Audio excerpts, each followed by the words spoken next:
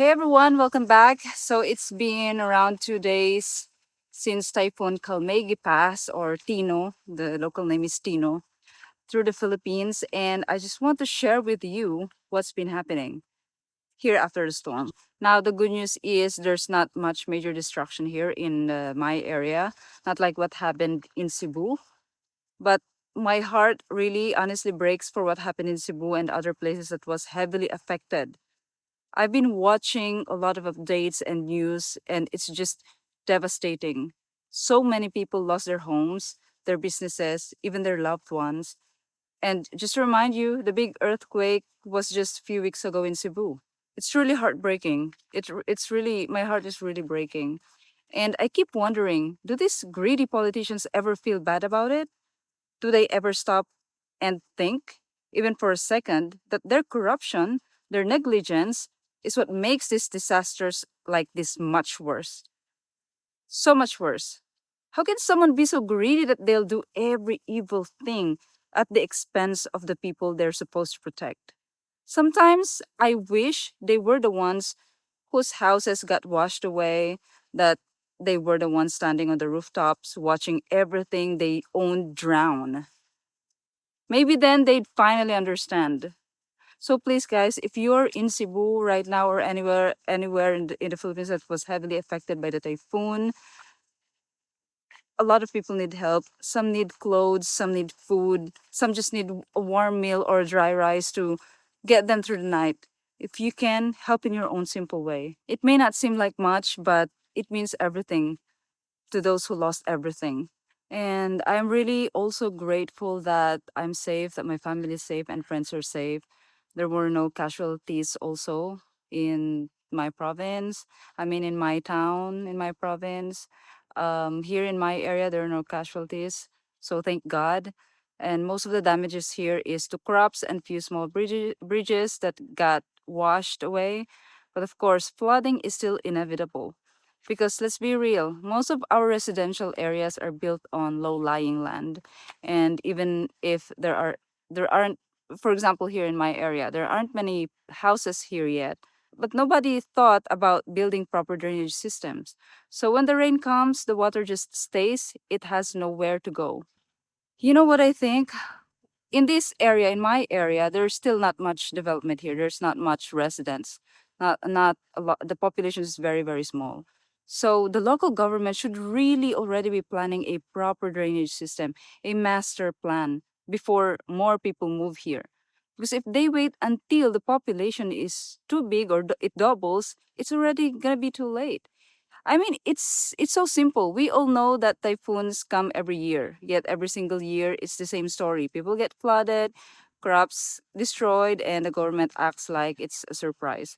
They'll give temporary relief goods, take pictures, and that's it. And then everyone moves on. In my boarding house right now, it's not really affected by the flood, but still the aftermath is tough. The main pipelines of the local water district got destroyed big time. So it's been 2 days now, or almost 3 days now.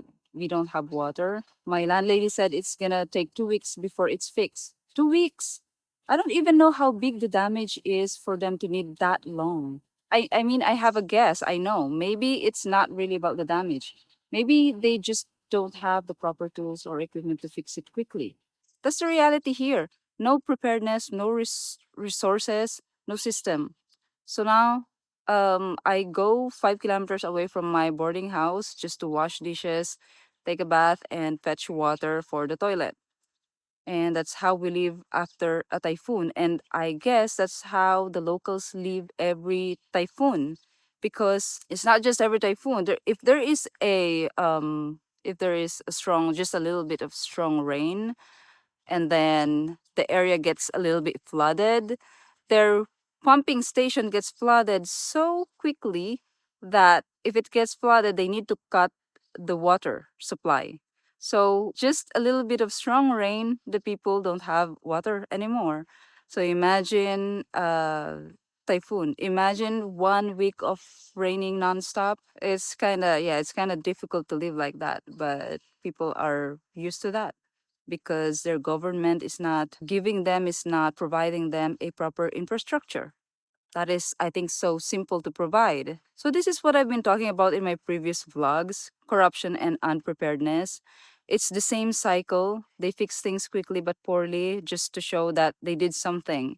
Then the next storm hits, same problem again. And they don't even have a contingency plan. They said, oh, we have appointed places where people can fetch water. So you need to take your bucket with you and fetch water in those appointed places. But what if you don't have a vehicle? Then you don't get water at all? How is that gonna work? I really wonder how do the people do. And do you think they'll lend their government trucks to help people? I haven't seen one. They give 1 kilo of rice, one sachet of coffee, and 3 pieces of noodles, 2 pieces of canned goods. That's where they are going to put the monetary aid that comes from the government. So with this devastation now, every city that is heavily affected will receive millions of pesos. It depends on how big the damage is. Like in Cebu, I think they will receive 50 million pesos. In some provinces of cities also they will receive that much, and in some small provinces they are going to receive 10 million pesos each. And then that 10 million pesos, they will spend it in relief goods that they will distribute to the people.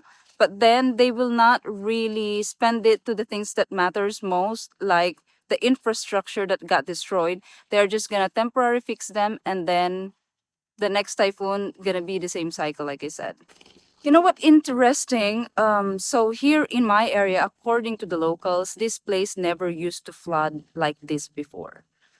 Even during strong typhoons in the past, there were no floods this bad. But this time, people said the water rose all the way to their necks. What caused it? There is a huge development a project they're doing right now in this area. They excavated massive parts of the mountains. They used the uncemented roads that locals use every day. The people gets flooded on the side of the roads. So yeah, their faces are really thick. And what's worse, the people here are suffering and they're angry, but they don't do anything. They just accept it. They don't go to the barangay office to complain, even when it's clear that their barangay chairman is the one who allowed it. The barangay chairman is getting a lot of money from the development, the bribery, and all this under the table thing. And he is using the lands in the mountains. He's allowing them to excavate those lands to get the soil in the mountains. So this was just excavated last month, like a month ago, the locals told me. And then he makes them pay for it. So he gets millions. The people, they feel powerless. They think they don't matter. They think even if they speak up, nothing will change. And honestly, that's what breaks my heart because I want to fight for them. I want to go there and complain for them, but I'm not from here, so I don't know if I can I can even do that. If the residents themselves can't make their own officials listen, what chance do I have? But if they go, I'll go with them. I'll support them all the way. And that development is 400 plus hectares of land. They have taken forest lands. You're not really allowed to build in forest lands. You're not even allowed to own a forest land because it's a state owned property. They've taken a lot of agricultural lands and beach lands, all part of this so-called development. It's funny how when we destroy something that when humans destroy something that is created by humans or built by humans, it's called vandalism or destruction of property or something like that. But if humans destroy the nature, we call it progress. And they don't even there's no balance at all. They just destroy the nature and then leave it like that. They don't put any measures that would support or that would protect the nature. And when you leave the nature unprotected, when you destroy it, the comeback of the nature to us humans is bigger, right? So this 400 plus hectares of development, They do dredging, quarrying, they move soil around like it's nothing. And what happens when you remove trees and dig up mountains? Of course, floods, landslides. And that's why here in this area, every time there's a strong rain, there's always landslides everywhere. And who allowed this? The barangay chairman, the barangay captain, the same person who's supposed to protect the people. And there are also environmental patrols here, but they can't do anything because the one they have to report is the same official running this barangay. He's making money by selling soil, like I said, in the village, destroying forests. They sell the soil to them, and he made millions, like I said earlier, according to the locals. So that's how it works in the Philippines. If you're the one in power, you can do whatever you want, and if people complain, you can just ignore them. But I just don't get it. Don't these barangay officials have families too? Don't they want their kids to grow up in a safe and clean town, clean environment? Why do they keep allowing this kind of destruction? This isn't just he- here in this area. This happens all over the Philippines, in every rural area, in every provinces.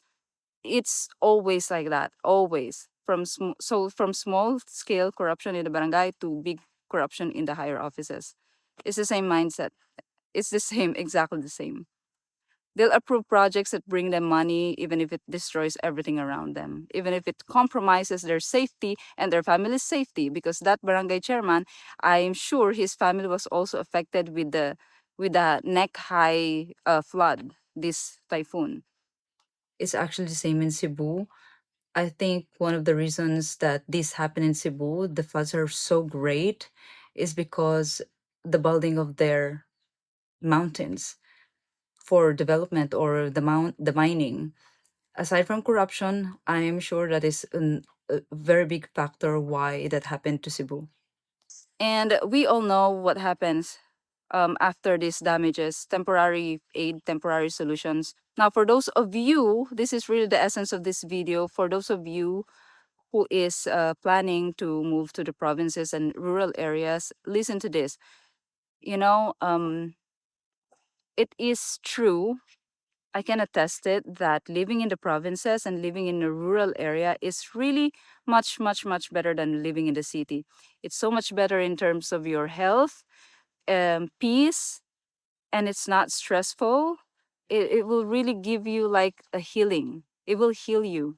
It will heal your mind. It will heal your body. The only thing that will stress you really is when there are situations like this. The infrastructure will stress you.